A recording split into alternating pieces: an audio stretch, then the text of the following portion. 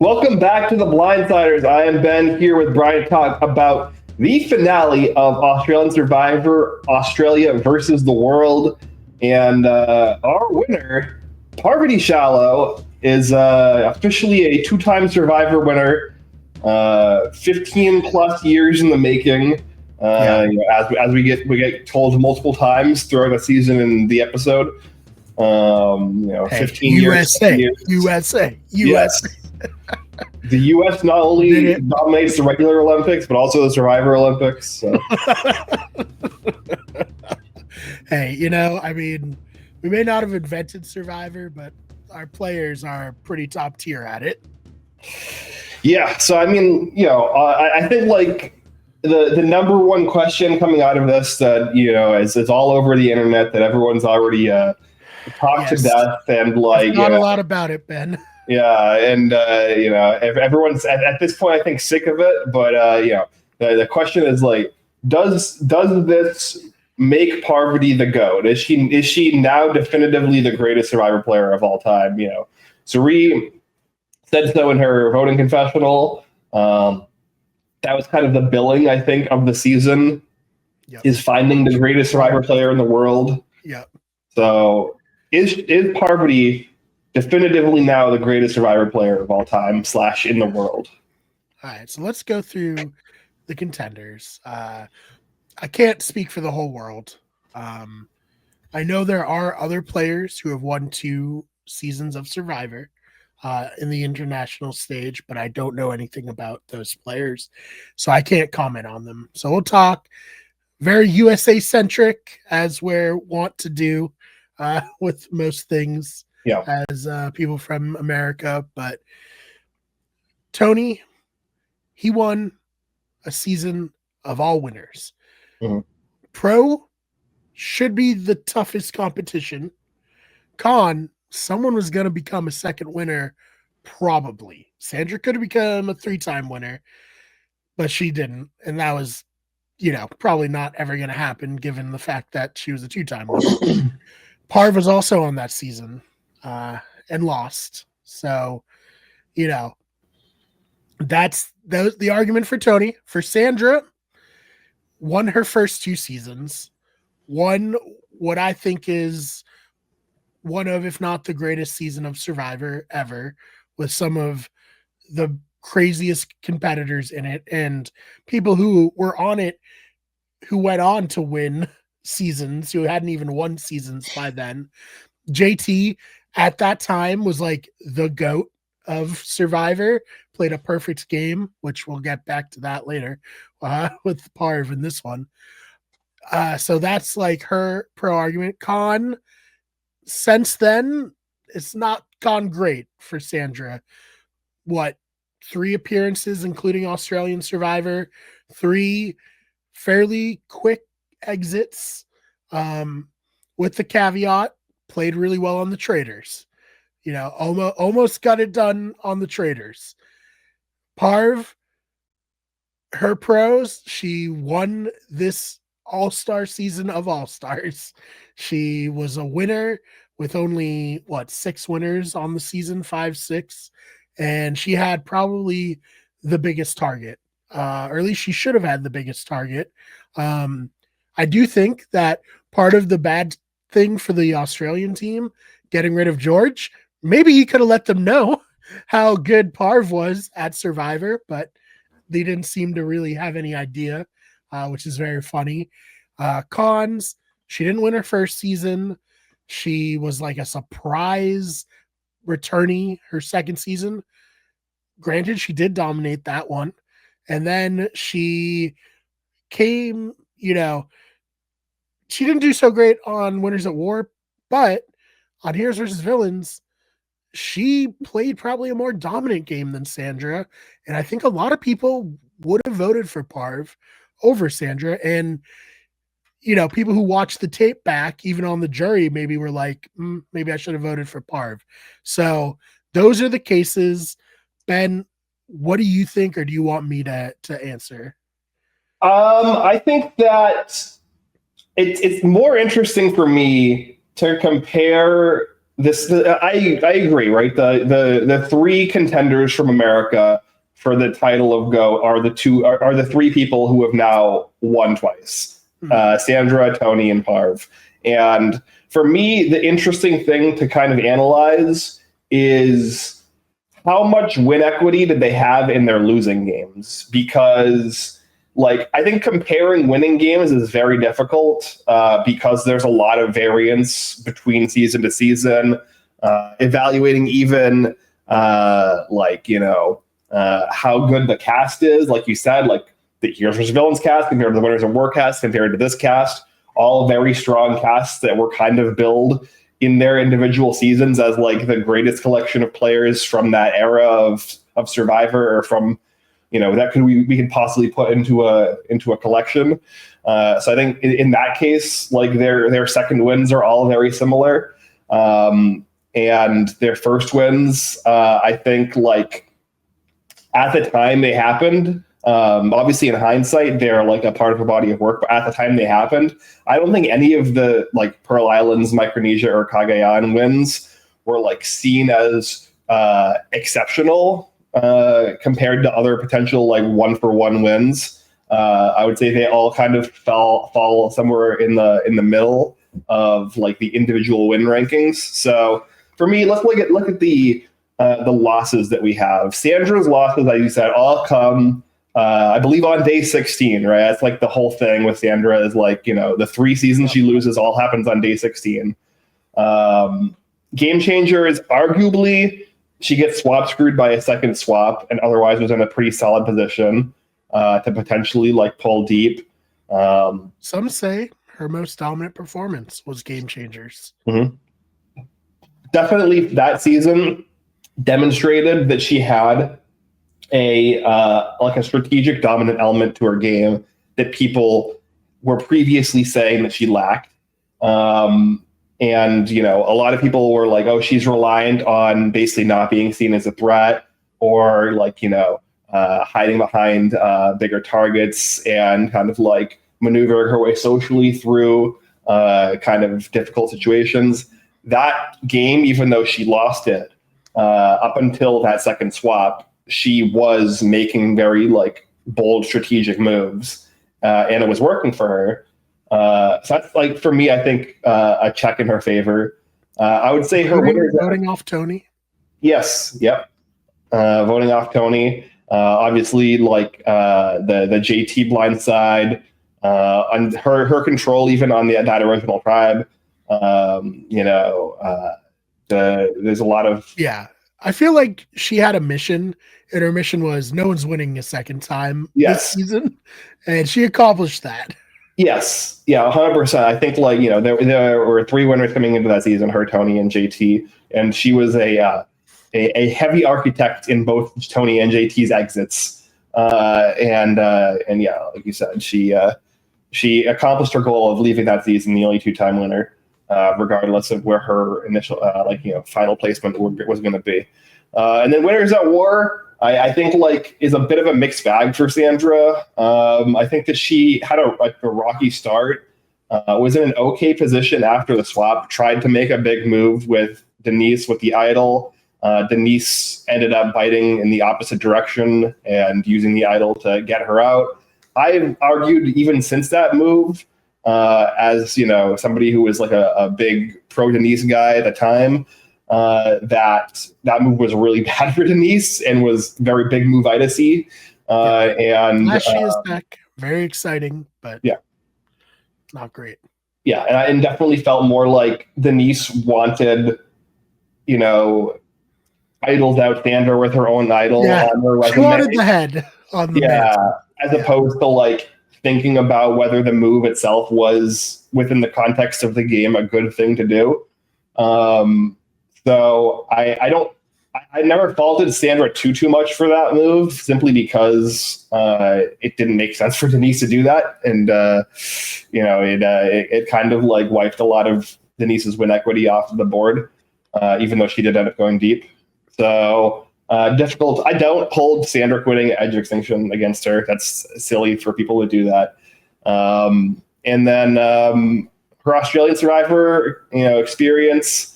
I really think that she did that more for Nina than for herself. So I don't know. It's hard to really evaluate that as well. So for me, pretty much like drawing dead coming in. They bring her in on a helicopter.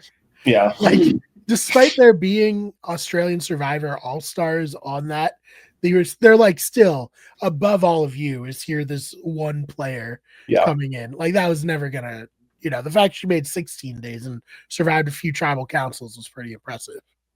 Yeah, better than Russell. Better than Russell. So that's, I guess, the evaluation for me of Sandra's games. I think that her losing games are more impressive within context than you would kind of initially think on paper. But I don't particularly think she had like a ton of win equity in any of the seasons that she lost.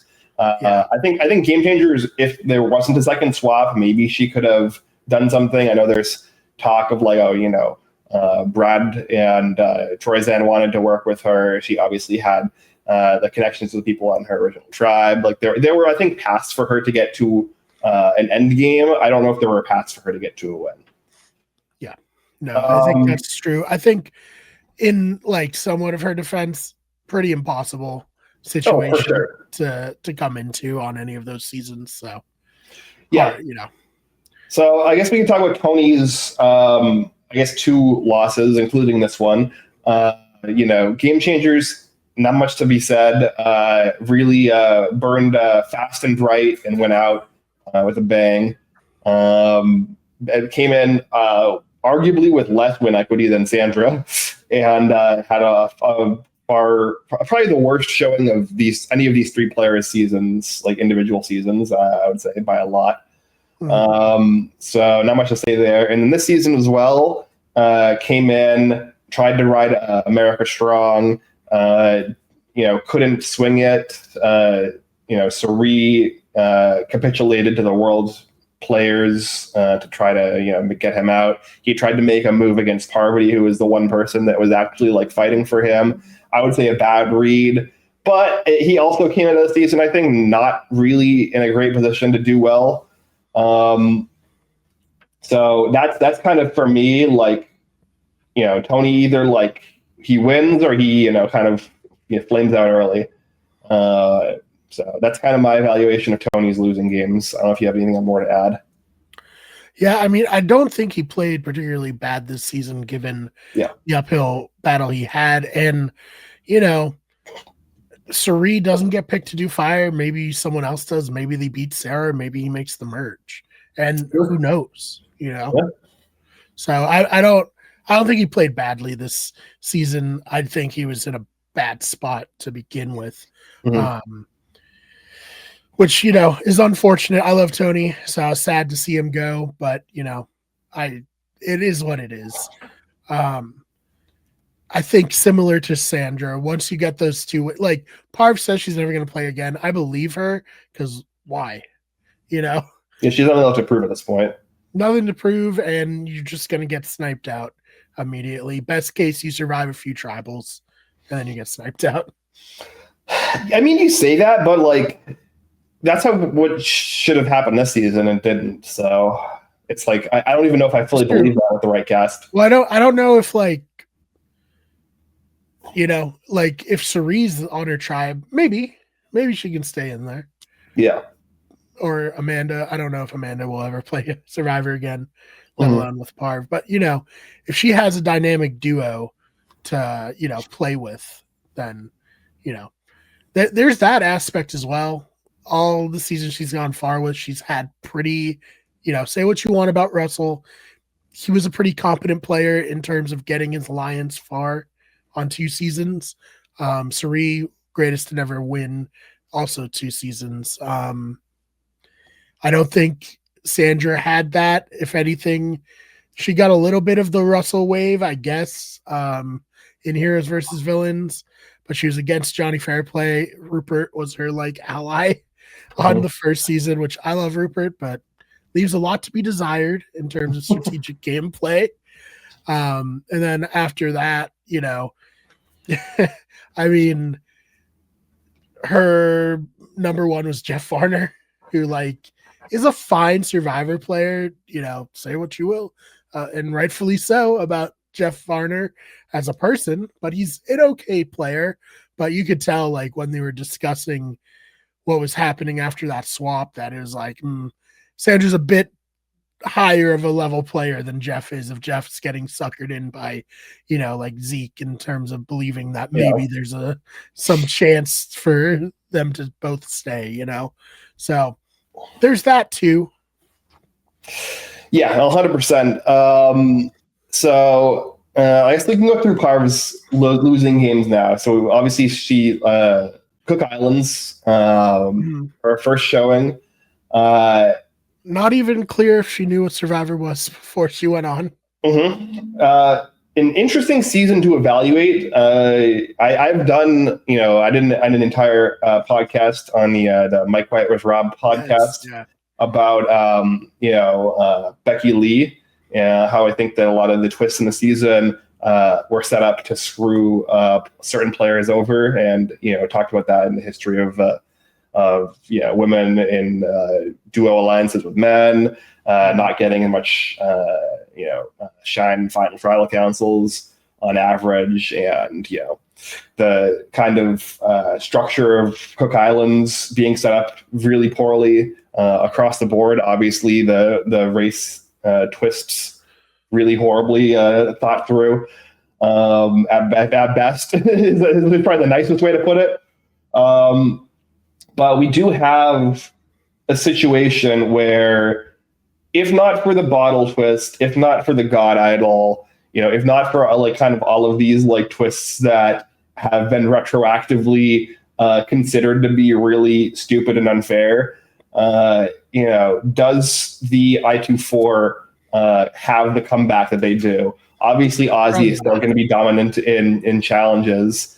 And probably be in the end game regardless of whether his alliance is there or not, or falls apart or not.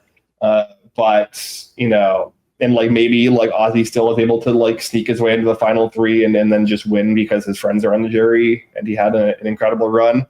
But if not, if there's no God Idol that flips Penner, if there's no bottle twist that puts the I24 in striking distance of being able to flip Penner in the first place, the core of that alliance was Candace, Parvati, and Adam. And it seems like Parvati is probably the best positioned of those three to win. Maybe Adam, but it didn't seem like Adam had a ton of people respecting him. So she at least has a pretty significant amount of win equity. And despite the fact that all of these twists kind of overwrite the game that the Raros were playing, she still ends up in 6th place. So it is...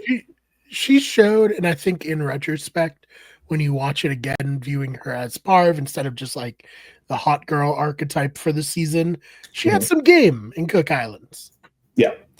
I think it's definitely a forgotten game for her, because her arc as Parvati really kind of started in Micronesia and accelerated in Heroes vs. Villains. That was the 2-season arc for her that took her from a nobody to this might be the greatest Survivor player of all time. Right.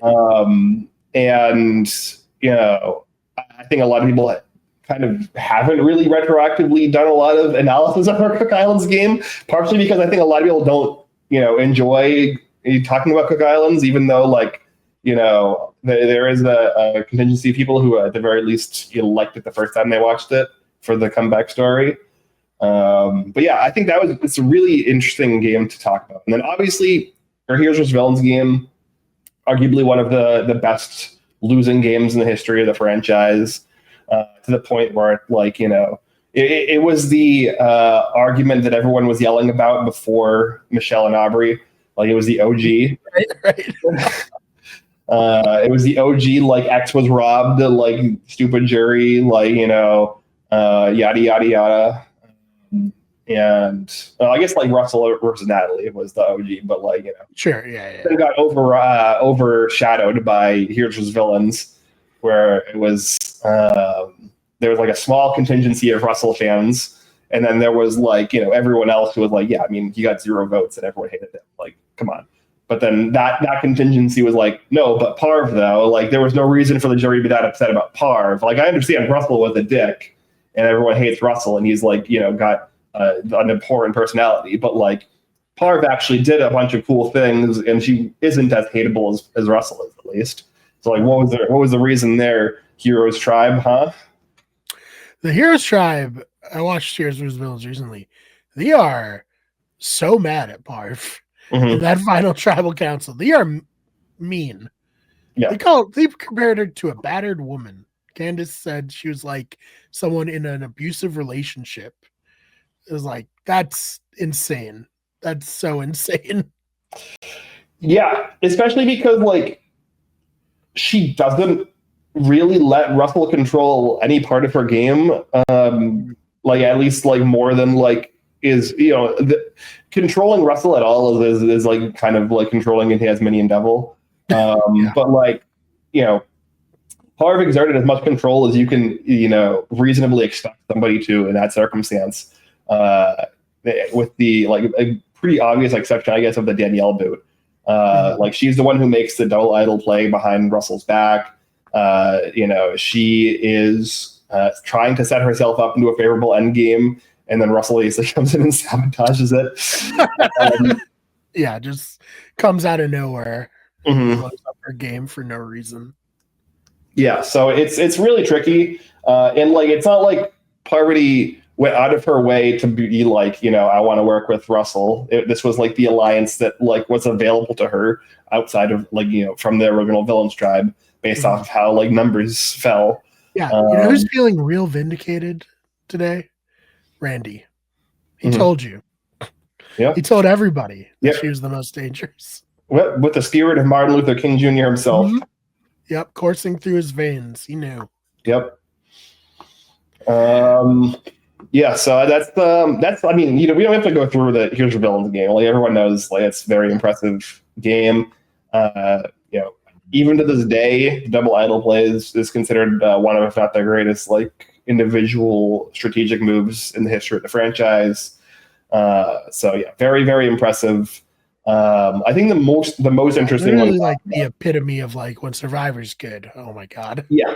Nothing better. Yes. And I think that also it really highlighted something that we saw a lot of during this season of Australia versus the World, which is Parv's ability to just like read somebody for filth, like just like completely read them. Like Amanda comes up to her, like obviously Amanda's not a phenomenal liar, but like she's still like an above average Survivor player, and like they have history, so like maybe he's better at reading her because of that, yada yada. But he comes up to her and is like, "You're gonna want to play the idol for yourself," or like heavily implies it. And Parv was immediately like, "No, this is a bluff. They're not actually voting for me. I'm going to play my two idols for two people that aren't me, while I'm vulnerable, and take the risk that I might get voted out here to try to catch the hero tribe lacking, basically." And it works. Danielle win immunity that round as well. Yeah, I really like the most gutsy play of all time that round.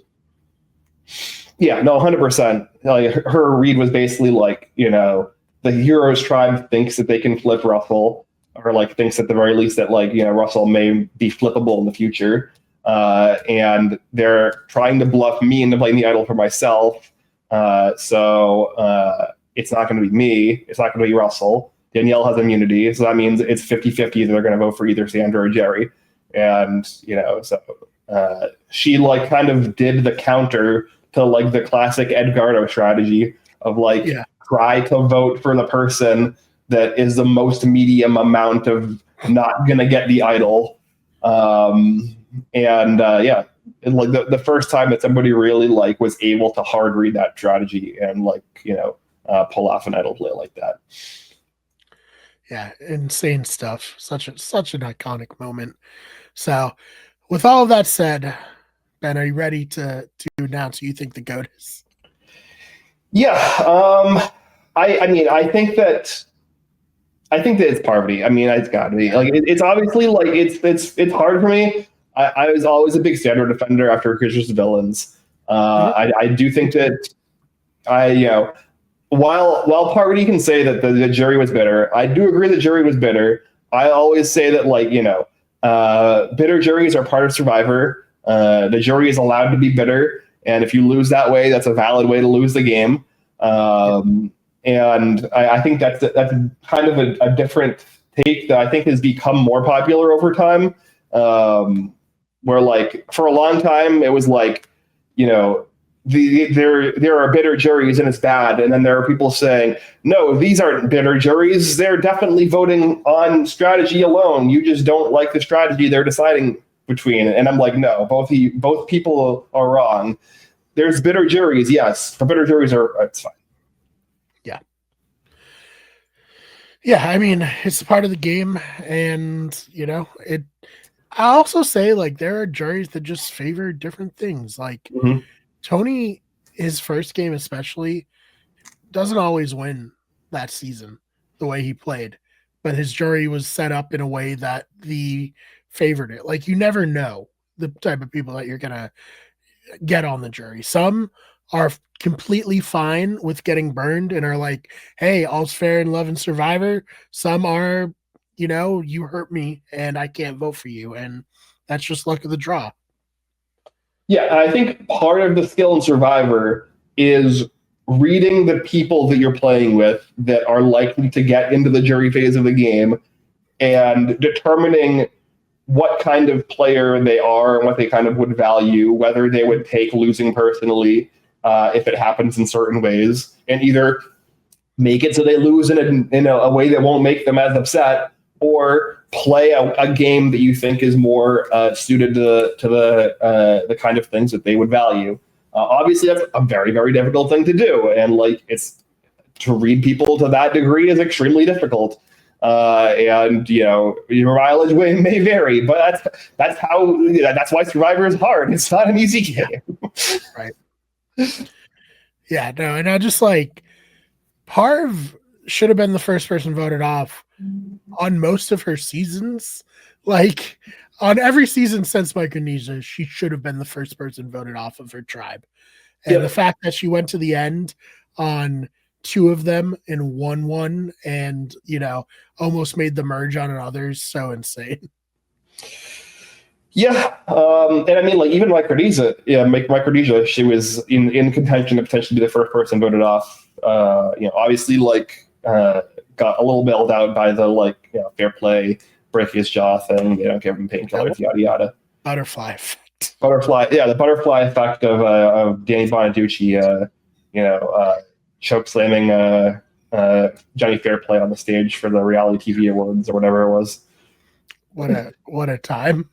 we need a domino of him getting cast on the Parson family, Parvati becoming a 2-time winner in the Greatest domino meme Survivor. Yeah, like so crazy. Yeah, but for real though, like you said, there's where we talking about Tony's game, right? Tony will enter some seasons and he's like virtually drawing dead because he's unable to do some kind of target control, like control his target, control the perception people have of him. Obviously, he was able to do it very well on Winners at War, partially because he had just done it so poorly on Game Changers a few years prior. Him losing Game Changers was very important.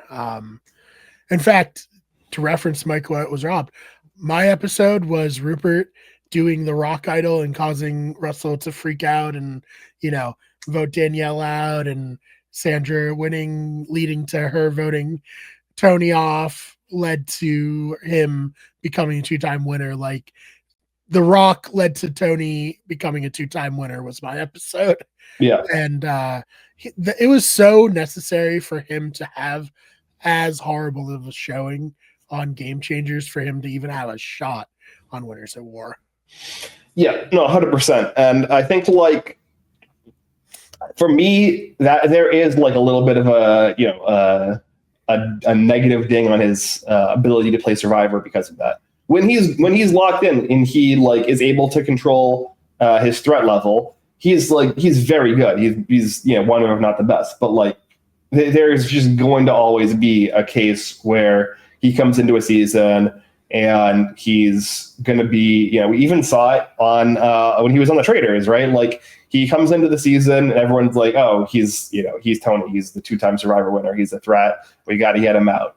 Like compared to Sandra, who comes into the Traders as a 2-time Survivor winner, nobody's really like hyping her up as a threat to that degree. So like even still, she's able to control her threat in these games to a degree that Tony is just not going to be able to do ever again. And even in Game Changers, before he won a second time, he was not able to do. So for me, like that's like a very kind of key difference between Tony and Parvati for me. Where like Parvati, no matter what she does over and over and over and over again, is always going to be able to come into a season of reality TV and negate people finding her to be threatening, whether through charm, whether through like, just like downplaying herself socially, like her ability to like kind of take people and make them comfortable with her, even when they like maybe subconsciously know they shouldn't be, is I think an impressive feat. So it's really not replicable, I think, in any other player that I've seen. You're muted. Sorry about that. Totally agree. I think, she's just so impressed me. It's been such a joy to watch Parv play Survivor. If she really is retiring, that's sad, but she deserves it. I mean, after this, what else can you do? Hey, couple years from now when Jeff retires, maybe they call Parv to be the host. Yeah, I mean, I know that's like, she's been one of the names that gets bandied around. And I think after this, it definitely makes the most sense for me. Like she just has a very, very like keen understanding of the game. I would say a much better understanding of the game than Jeff. And yeah, I think we also haven't even touched on Parv's Dondi run even earlier in the year, where she almost won that season. Obviously, her and David running that down, another duo running that down at the end. And an insane, impressive run from her in that, where again she was able to come in with a huge target. Everyone was threatened by her, and everyone was targeted by her. A lot of it was challengeability on that show, but a lot of it was also just her ability to manipulate people socially. So, yeah, I don't know. I think that for me, coming into the season, I like when I like had first conceived of the notion of this happening, and like the casts, bubbling started to happen. I just didn't really think that any of the Americans had a shot. I thought that it was probably going to be like one of the like more lesser known world players. That's kind of how a lot of these all-star players or all-star seasons go, where like it's one of it's whoever like is the least kind of universally considered to be a threat that ends up doing very well. And so I thought it would, on paper be somebody like a Cass, who is a really strong player but doesn't have the reputation, who would probably do really well. And I didn't really like have Parvati as a 2-time winner like in my mind at the start of the like journey of this season. So it's really kind of interesting that we've gotten here. Yeah, I don't know. Yeah, I mean, like you said, I was like, I saw the cast and I was hopeful. I was like, hey, Cerie's there. Maybe something can happen, but probably not. I would vote Parv off. Like I said, if I saw her on any game show, I would be like, she's really good. Want to get rid of her. But you know what, man? This season just showed that she is so charming and good, and just like, it's like, I don't even know how to put it. She's so good that people like actively are like, oh, I shouldn't be working with this person, but I'm going to, even though they know they shouldn't. It's so funny. Yeah. And also for me, I would say coming into this season, looking at my criticisms of Parv as a player, My biggest criticism of her had historically been, I think that she doesn't do well in final tribal councils. I think that her Micronesia final tribal council performance was not great. She ends up winning 5-3 against Amanda, somebody who is widely considered to be one of the worst final tribal council performers of all time. And watching that back, like obviously, like everyone remembers like the Natalie Bolton, like how does your gameplay resonate in the bedroom question. But like if you actually like watch that final tribal council, Parvati is like really on the back foot a lot of it, like doesn't really answer questions very well, doesn't seem to like really super impress the jurors, and it kind of feels by the end of it that they're more just voting against Amanda than voting for Parv for the most part. And then here's really lucky to have Amanda as the other person in that final two. Yes, who's like so fucking bad at final tribal councils. Yeah.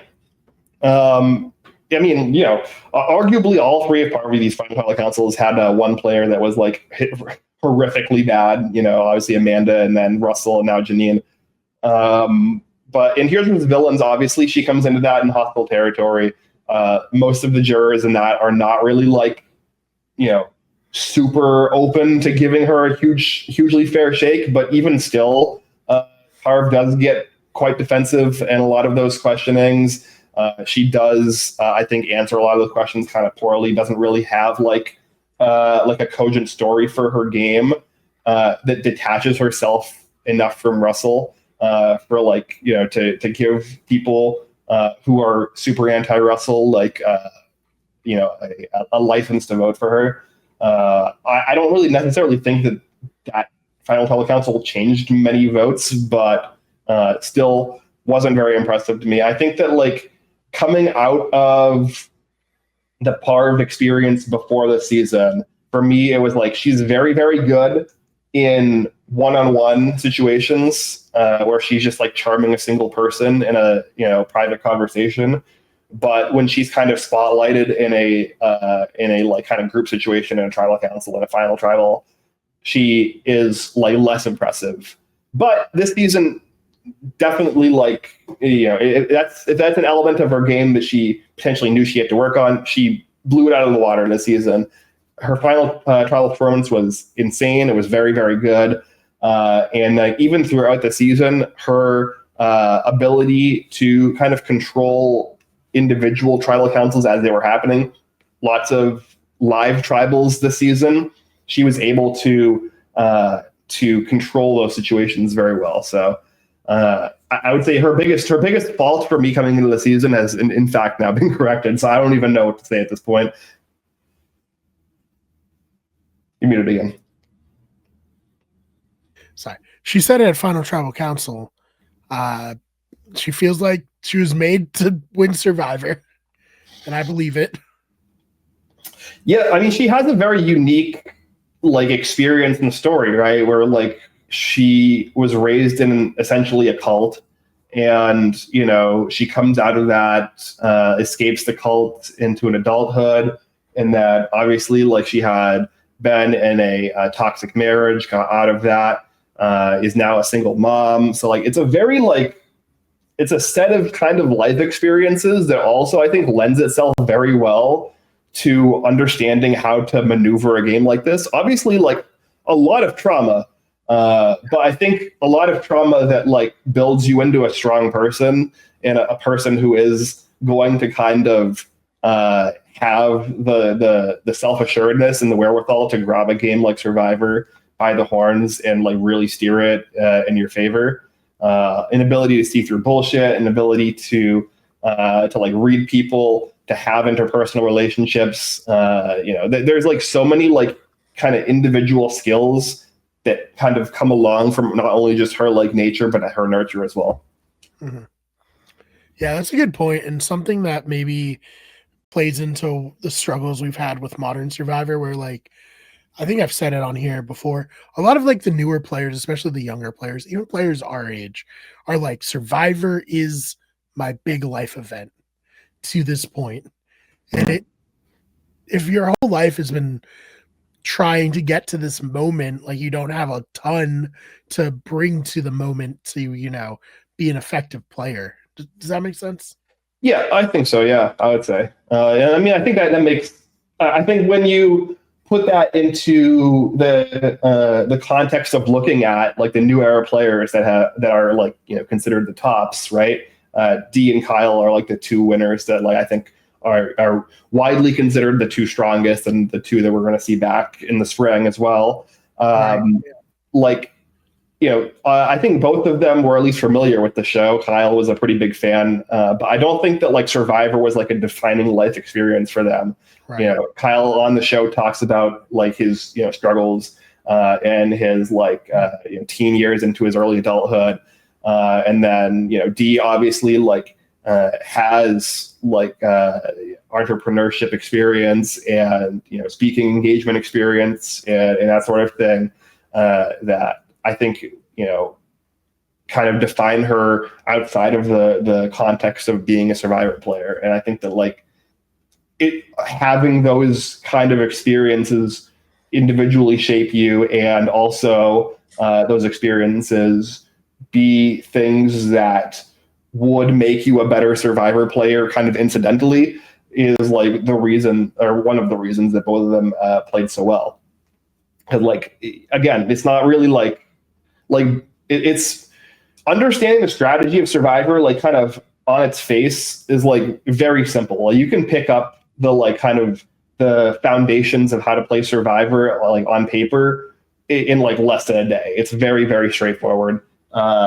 Players have done it in the past who weren't even familiar with the show, really. Like, an Earl Cole, right? Like comes in, cast last minute, never really watched the show, pretty much picks up the game and understands it perfectly within like a couple of days. It's not hard. The hard part is the execution. So. Yeah. So I just, I'd be remiss. We've talked for 40 minutes about Parv, which deserved, obviously. But, very tragic, very surreal way to exit Survivor. Once again, losing at Fire. Second time that she's lost at Fire in her Survivor career. Did better than she did the first time this season. That's something. But yeah, ultimately a disappointing end to Suri. I don't know if she would have won had she gotten to the final three. It felt like a lot of it was just like, I just want to get to the final three. Yeah. So yeah, I don't know if you have anything you want to say about Suri or, I think that Suri coming into the season, and then obviously again, we're going to see Suri in the spring play Survivor 50. So, she talked about maybe hanging up her hat if she won this season. I feel like the way this ended, she was like, no way. Nope. Got to do it again. Yep. You got to run it back, I think at this point she's going to run it back until she either is like too old to play or she wins, Yeah. As long as Survivor keeps on, taking her, she's going to keep on playing. Yeah. I think Suri, like, a lot of people are still hard on Suri in terms of her ability to win challenges and her ability to like kind of close in an end game. And those are I think the two biggest flaws I would say in her game. Not to say like you have to be able to win challenges. Obviously, like Sandra never won challenges and she won twice, right? You can do it, but like it's a very specific set of like a very specific type of gameplay is needed in order to accomplish something like that. And I think Suri is like makes herself too obvious of a like a social and strategic threat headed into an end game to be able to close without winning a challenge or a fire making challenge at least. She really also has built up such a huge reputation that it's like, how could she ever get to the end without winning a challenge?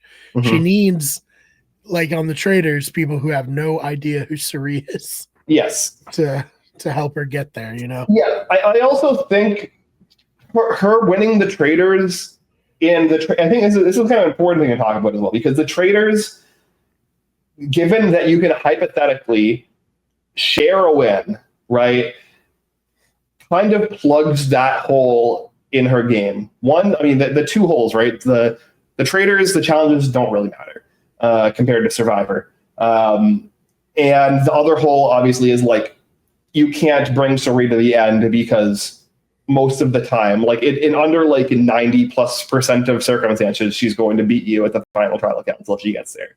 This might have been a part of the 10% from at least what I was reading on the jury, like from what I could like tell. I think Parv probably still beats her, but like that's not gonna regularly be the case.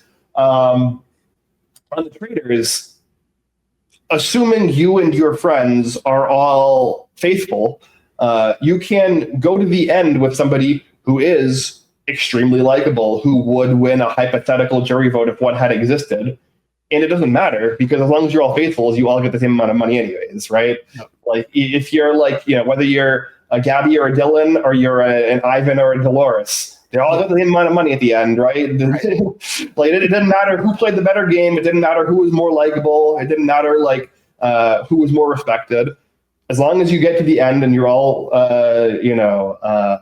faithfuls, then you're Gucci. So Ree didn't have to convince people that she played a worse game, or she was less likable, or she was less charismatic, or she was less respectable. All she had to do was convince them that she was a faithful, which is a much easier sell. It's still hard, and it was impressive that she did it, but it's a much easier sell to be like, hey, I know I'm Suri, but like I'm a faithful and I want us all to win money, right?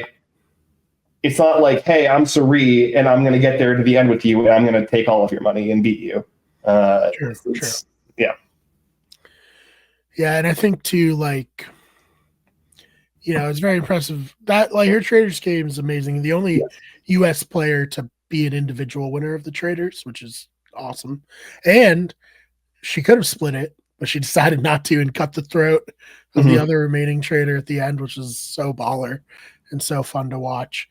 But I wonder too, Ben, do you think Parv loses in final immunity to Luke? They vote Parv off. Do you think Suri wins in that scenario? Well, here's the thing, right? Do they vote Parv off, right? Because they're saying in their exit interviews that they would have. I don't know if that's the truth or not. Sure. I mean, the issue is, right, if Luke wins final immunity, then Janine is the one headed into fire, right? Mm. And assuming that they still vote 2-2 together, then Parv and Suri vote for Janine. Janine and Luke vote for one of Suri or Parv. If I'm Janine and I'm like confident enough that I'm going to final three with Parv in this situation, where they also she drive Parv into this end game. Janine, says over and over again, she just wants to get to the end and she thinks she can win. She is willing to go to the final three with Luke because of the loyalty stories she's building or whatever. If that's the case, I feel like wouldn't you want to go against Suri and Fire rather than Parv? I feel like that makes more sense. Yeah. And then if you're Luke, right? And Janine's like, hey, I really want to go into Fire with Suri. And, you're looking at these three people. You want Janine there, obviously, in hindsight. If she's adamant that she wants Suri, if she wants to go against Suri and Fire, then I feel like you kind of have to do that. I don't know. I think that, it kind of feels a little bit hindsight 2020 for, if Luke and Janine are talking about they would have taken out Parv if they had the chance. I don't even think it would have made sense for them to do that. I don't know if Janine even necessarily is favored to beat Parv in a fire making challenge if it comes down to that. So, yeah, no, it's a good point. So yeah, pretty much no shot for Suri at the end. So almost better she goes out on fire to maintain the, what if. Mm-hmm. Yeah. And I mean, I think that her losing at Fire also probably makes it more palatable for 50 players to want to bring her in or feel comfortable bringing her into an end game, because they're worst case scenario, we just throw her in Fire and any of us competent fire making players will just beat her. So yeah. What a misread of the situation for Luke and Janine here. Well, an epic blunder to, favor Parv enough to go, I mean, you had it, man. Luke probably wins if they keep Shawnee, right? I assume, yeah. I don't see how he loses, right? Especially because in order to do that, he would have had to make the idol play, right? At the five, because the move that I think, like, you could argue back and forth, and like Luke does with the jury, which I think is probably a reason why they get really turned off by him, Right. of like whose fault it was that that Parv and Suri were basically granted so much social power. And Luke is blaming the world players and saying like, no, it's your fault that you lost, and you forced me to work with Parv and Suri. So like it's really it's nothing I did wrong. Bad jury management. But the move for Luke and or Janine to win, probably Luke, would have been at the final five. Luke and Janine each vote. They do a minority split on Parv and Suri, and then Luke goes up, plays his idol for Shawnee. Parv plays her idol. She said in her exit press that she would have voted her idol, played her idol on Suri if Luke had made that play. And Parv goes home, and they're in the final three against Suri, who can't win immunity, who can't win fire. The final three is Luke, Janine, and Shawnee, and Luke wins. Like it's a very, very straightforward path to the end. But I think like Luke's biggest issue this season was because he never sat in a final tribal council, and his like whole Survivor arc has been like, I got so close and I fell short and I've never like made it to the end. And if only I could just make it to the end, I would win. Very similar to Suri. He saw a clean path to the final three and a potentially dangerous path to the final three. And despite the more dangerous path having higher win equity on paper, he went with the safer path because he felt confident in his ability to sway the jury had he gotten there at all. So just a complete misread on Luke's part. And he said that he was very close to pulling a move like that. I think he probably plays the move wrong, and then it's basically up to Shawnee, because like the move was obviously to split the votes 1-1. It seems like the move he was thinking about making was just putting 2 votes on Suri, and then playing the idol on Shawnee. But then if Parv plays the idol on Suri, they revote, and the vote can only go between Parv and Luke, and Shawnee basically has a sole vote to determine who gets voted off between Parv and Luke. So that's a much riskier play, which is probably why he didn't make it. But he completely misses everything. He completely misses the very obvious strategic play that guarantees himself final three. He completely misses even potentially believing in Shawnee to play somewhat rationally at all. I don't know. Nothing about Luke's kind of like gameplay to me this season really was impressive. Yeah, I mean, it's also like Luke. I don't want to say it was favored, but I mean he had a soft landing in terms of who was on the season with him. David and Janine were on the Champions Tribe his second season. Like he had ins with a lot of people. Like he was well connected. So like, I don't know. He probably thought that he was just gonna win by virtue of being well connected with people on the jury, but I don't think he expected people like Kirby to be like kind of anti, Janine and Luke out there. Yeah, and I think that something that is probably worth pointing out. I know in the very start we talked about Kirby famously didn't really know what Survivor was before she played Titans versus Rebels, and there was how much research did Kirby do headed into the season? I now am very confused at how much research any of these players on the Australian tribe did, other than maybe David and George, because it very much seemed like Luke, Janine, Shawnee didn't know who these players were. When you have Shawnee spelling Parvati's name wrong, when you have the Australian players spelling Cherie's name wrong, if you have even tangentially followed Survivor or put in the bare minimum amount of research on who the likely players to potentially come out of America onto the season are, you're not going to be spelling Parvati and Suri's names wrong. I'm sorry. Like, unless you're dyslexic, there's like no excuse to be able to like be spelling Parvati and Suri's names wrong. To me, that tells me they had no clue who the fuck Parvati and Suri were, and it's completely indefensible. It's not defensible coming into a season like this when you have the ability to have prepared. Yeah, and I don't want to sound like a broken record. When George got voted off, I said this. I was like, George is the only one who knows who these players are, and that's gonna come back to bite this tribe, and it did. Yeah. So yeah, I mean, look, it was just an enormous amount of hubris, I think, from the Australian players. They, I think, didn't really see even just the World Tribe in general like coming. It felt like they thought that this was going to be like an easy sweep for one of them to get to a final tribal council and then just kind of win by default. It really it feels like a lot of that like kind of Australian Survivor like alumni community feels very insulated within their Australia bubble, which, I mean, as an American, we're also, I think, fairly insulated within our American bubble. But if you're a player on a season that's going to be about players from different versions of the game coming together, it's your prerogative to do the research. And I do think that I'm binging. I'm at least watching some YouTubers. Yeah.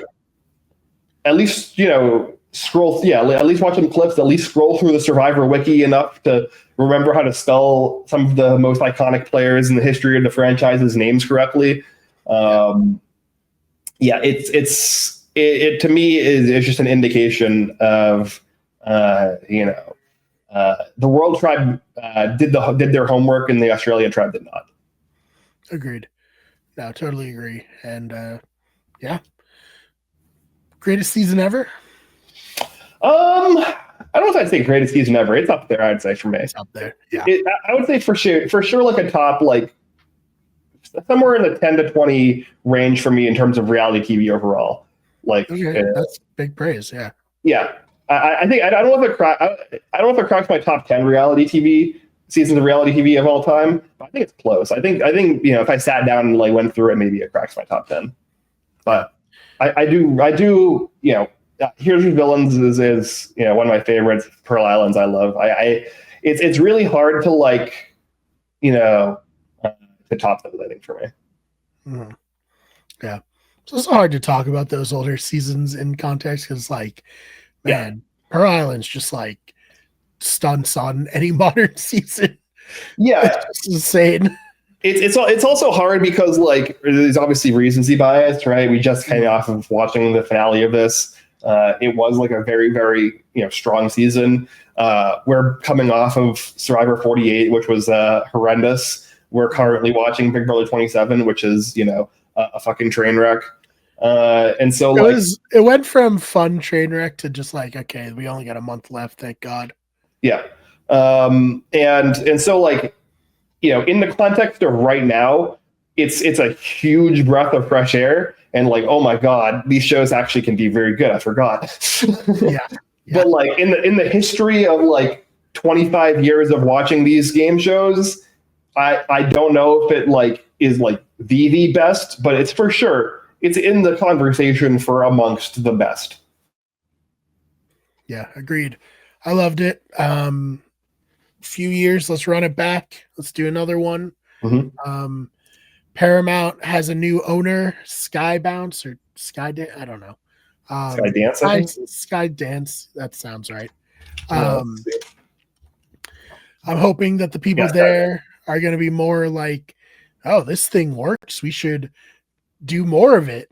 And people liked Australian Survivor in America. We should put it on our streaming service since we own it. What are we doing here? Yeah, I mean, there's a lot of things that I would consider to be no-brainers. Replacing the production company for Big Brother would be near the top of my list. Oh man, Ben, remember the 2 weeks Australian Survivor was on Paramount Plus? That was awesome. Ben BB Can was also on it for like a year, and then they took it off for no reason. Yeah, I mean, yeah, I don't know. I mean, maybe with Big Brother Canada being done in theory, it might be an easier sell to get those seasons on. Maybe the opposite, though. You never know. It's hard to really know with these kind of things. I was promised that the streaming age would allow me to watch everything forever, and it doesn't. It's the opposite. Yep. Because they don't make DVDs of things anymore, and then they just delete stuff from the internet forever. Yep. Horrible.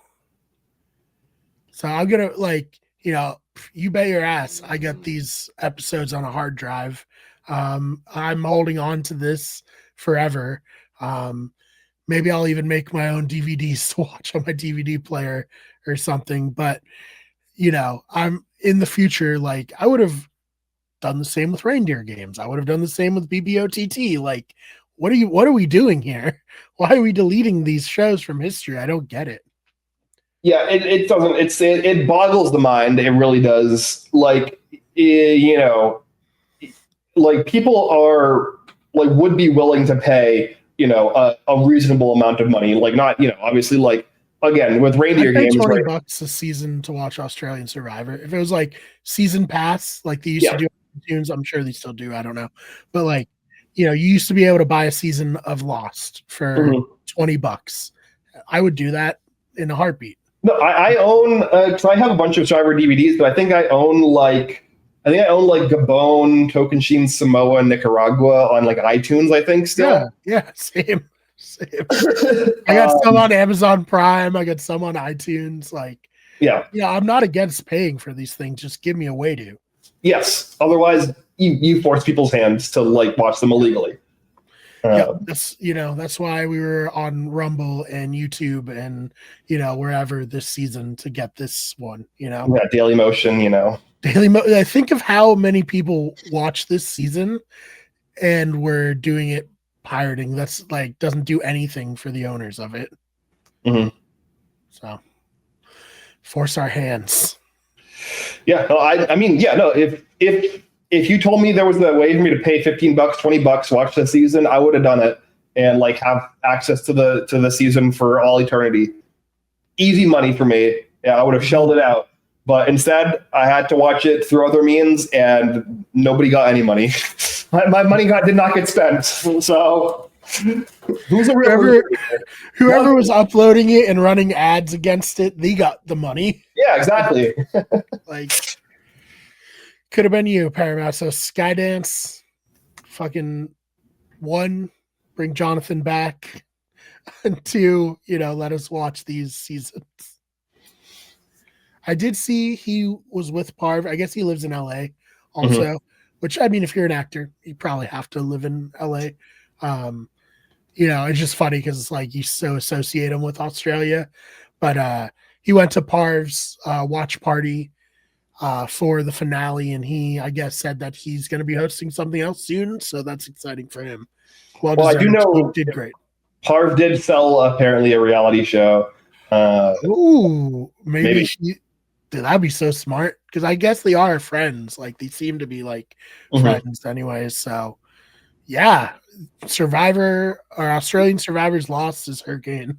Yeah, so I don't know what network. I think like the production company is NML Shine, who also is does a lot of or is a production company for Dondi. Also is a production company for some of the international Big Brother games. So. We'll see. Be there covering it. On this channel, Better Radio at the very least. Yeah, no. Look, if it's a poverty designed game hosted by JLP, sign me up.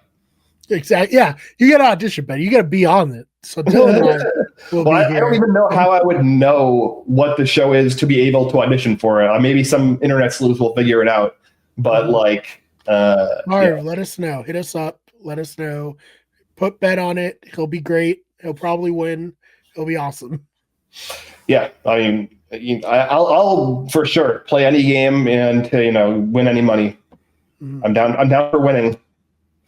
Have you thought about applying for the traders? I have not. I know my sister did. Oh, hell yeah! So I applied for the Genius. The Love Island and our Traders podcast. Shout out. Yes.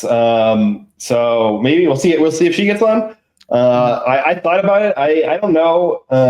I personally like watching the Traders. I don't know if I would want to play the Traders. It feels like one of the it feels like a fun game to play as a reality TV alum after you've already had like a season of a real reality show just for fun. I don't know if I would want to go play the Traders as a nobody.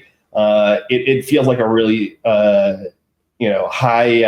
high variance game to go play, because if you don't get made a trader, if you just get made a faithful, you could just like get unceremoniously murdered through like no fault of your own in the first couple of rounds. And it's like, I don't know, I feel like put me on an average social strategy game and I'm going to be an average to above average player, whereas on the Traders, like the variance is so high I could go out early through no fault of my own. No, agreed. I think you're right. It's the best. Like, I was already on a show and I'm going to do another show, followed by House of Villains, is also seemingly a fun one to do, which we'll be covering that. Yeah, I just wanted them to bring the circle back. I want to play that really bad. I don't know if they're going to. I think it's dead. But, there does seem to be a lot of new reality shows coming out. So there'll be something. You'll see one of the hosts on one of these at some point. I think most recently I did send in an audition for Survivor 49. No callback. Nothing. So I think the Survivor dream's dead. Yeah, I mean, for me, I've always said Big Brother, but at this point, I don't know if I would want to go in Big Brother anymore. Until they like fix their show to my satisfaction, I don't, I wouldn't want to go play Big Brother for 60 days and then get eliminated because of a carnival wheel. That sounds like sound fun. That sounds like an experience that would make me kill myself, honestly. So, shout out to the players that are going to have to deal with that in Big Brother 29 or Big Brother 27. So, yeah. Speaking of, we got to go watch that. So, anything you want to promote or say before we get out of here? No, you can follow us if you've not given up on Big Brother 27. We're going to continue coverage. So you can follow our show, The Have Not Room, to hear us rant about that tomorrow and Thursday. Tomorrow night live. Yeah. Yeah. After the veto show episode. So like 9:45-ish, tune in. We'll be here breaking it all down. Other than that, main channels, we could get everything. Those Fake Nerds, Better Radios, this channel, the Have Not Room, the Blindsiders. What am I missing, Ben? There's something. We could get sports, of course. Yeah, football season just started back up again. Yep.